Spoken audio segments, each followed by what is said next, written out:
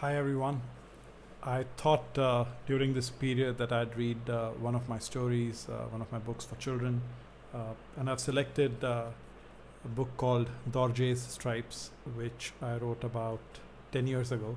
Uh, it's a picture book about the last Royal Bengal tiger, and it has been beautifully illustrated by Guangzhou and Jonghae Park, two Korean artists. It's full of these amazing watercolors, and it's meant for young kids, sort of helping them appreciate the Royal Bengal tiger. It's one of the books that I'm the proudest of. So here goes. Surrounded by the Himalayas on one side and a vast forest on the other was a small Buddhist monastery in Tibet. Monks of all ages lived a simple life there. Everything about the place spoke of quiet beauty. The early morning mist, the warmth of the setting sun, the lovely conifers, and the beautiful wildlife. The monks had an unusual companion, a Royal Bengal tiger called Dorje. What was even more unusual was that Dorje had no stripes on his body, just two dark spots above his eyes that appeared like brushstrokes against his orange skin. When he had first appeared in the monastery a couple of years ago, there were several stripes scattered across his body, but in the 2 years that had followed his arrival, they had all disappeared, one by one. All that was left now were the two dark spots on his forehead. One evening, all the monks had gathered inside the monastery for prayer. Chiku, the youngest monk, opened his eyes and looked around for Master Wu. He was nowhere to be seen. The monks completed their evening prayer, and as they continued to sit cross-legged on their mats, Chiku suddenly felt as though he was being washed. The hair on the back of his neck stood up, and he could feel goosebumps on his skin. Then something moist tickled his ear. Startled, he turned around. There in front of him was Dorje, Master Wu's tiger. "Dorje, you scared me!" "Bad tiger," scolded Chiku with an affectionate laugh. Looking up, he saw Master Wu standing behind the tiger. "Master Wu, where were you?" Sapan, another young monk, asked. "We missed you at prayer today." But before Master Wu could reply, Chiku started jumping up and down, madly gesticulating and pointing towards Dorje. Look at Dorje! There's a long black stripe on his back." Everyone surrounded Dorje, whose golden coat of fur gleamed under the rays of the setting sun. He was sitting leisurely, licking his saucer-sized paws with his tongue. He thrashed his long tail about once or twice, and then tilted his large head. With deep, inset eyes, he looked towards Master Wu and the statue of the Buddha behind him. And there, across his back, was a long, thick black stripe. Everyone stood there, staring at Dorje and the new stripe on his back. Murmurs grew and became louder. Dorje got up gracefully, walked towards Master Wu, and sat at his feet. Master Wu smiled and stroked Dorje's head. "Do you remember that when I first brought Dorje here, he was covered in bruises?" Master Wu asked. The children nodded, sensing the beginning of a story, and quickly sat around him. Master Wu continued. "His skin was heavily scratched and covered with layers of mud. He was weak and tired and had surely not eaten anything for days. He collapsed on the steps of this monastery." Master Wu paused and looked around as everyone nodded. He closed his eyes and continued.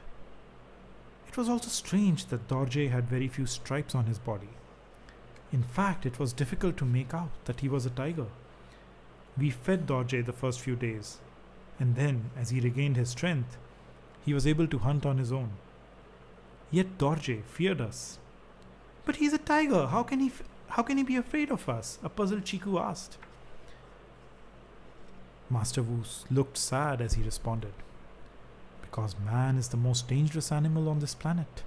His very presence strikes fear in the hearts of the mightiest and bravest of animals. Only men can hunt down the greatest of all predators. Dorje only knew cruel men before he met us, and he feared us even more.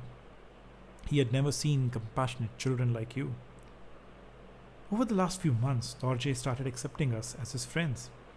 He played with you children and occasionally slept on the steps of the monastery, surrounded by all of us. But as you know, Dorje was still very sad and listless. Every now and then he would feel angry and storm off into the jungle and roar till his throat was hoarse. All the other tigers in the forest ran away from him. And each time he came back, he would be missing a stripe. He would then be depressed and mope around for days on end. This kept happening till only the 2 spots on his forehead were left. With a sigh, Master Wu went on.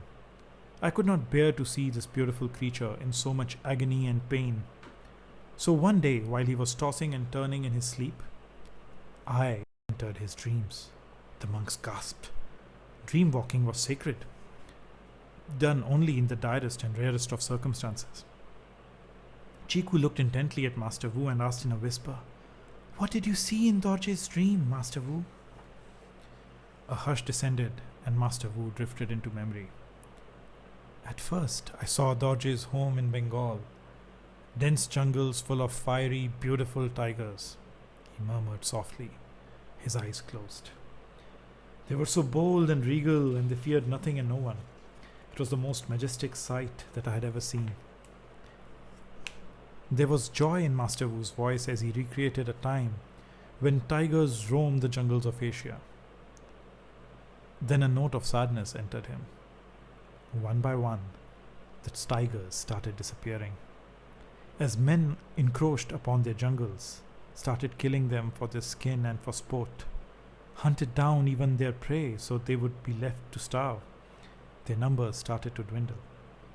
Eventually a time came when there were only a handful of tigers left in the mangroves of Bengal. Among them were Dorje and his clan.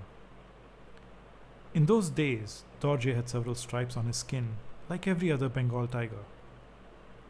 But every time a tiger died, Dorje lost a stripe.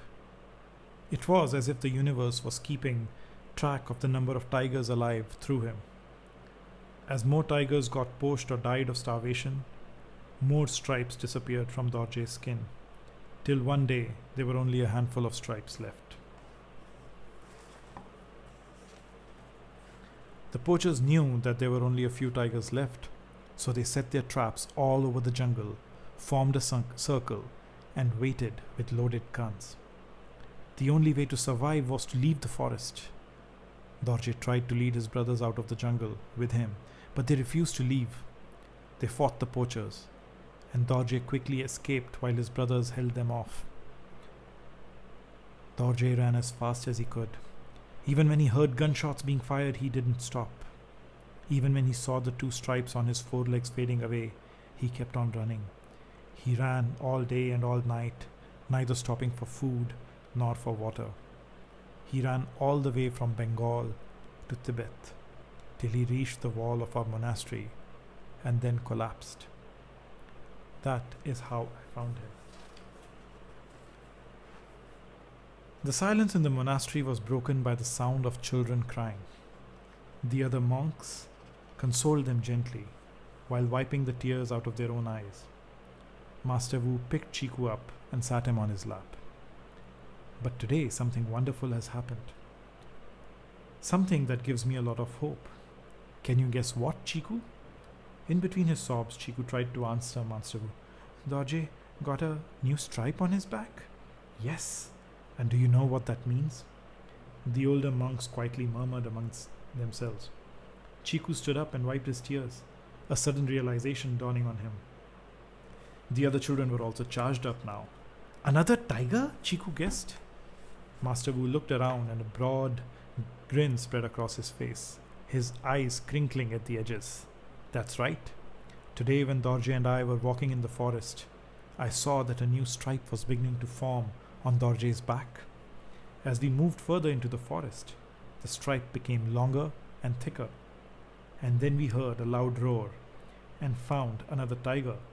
A tigress, in fact, a Royal Bengal tigress. They roared at each other, but unlike the other tigers in the forest, this one didn't run away from Dorje. She circled Dorje a few times and even nudged him with her paws. They seemed to have become friends. Dorje finally has someone to call family, and the proof is the stripe on his back. Will Dorje have children soon? Sapang blurted out and then blushed with embarrassment. He may, Master Wu chuckled. In a few years he might get all his stripes back. Everyone laughed. The children wanted to go with Dorje to see his new friend, but Master Wu stopped them. Dorje has been our friend and companion for a long time, but it is time for him to go. The jungle is rightfully his. We have our villages and cities. It is time to let our friend go home. Saying this, Master Wu led them all back to the prayer hall. The monks followed with a spring in their steps. They all chanted a prayer for Dorje and his new family. And in the jungle, 2 Bengal tigers stepped into the wilderness and shyly purred at each other. There was hope for their clan once again. I hope you enjoyed that reading. Thank you. And I'm really thankful to my publishers, Karadi Tales, for encouraging me to do this. A lot of their authors have been reading from their books, so do check out Karadi Tales on Facebook and Twitter. And you'd be able to hear a lot of wonderful authors reading from the books that they've written over the years for Karadi. Bye. Take care.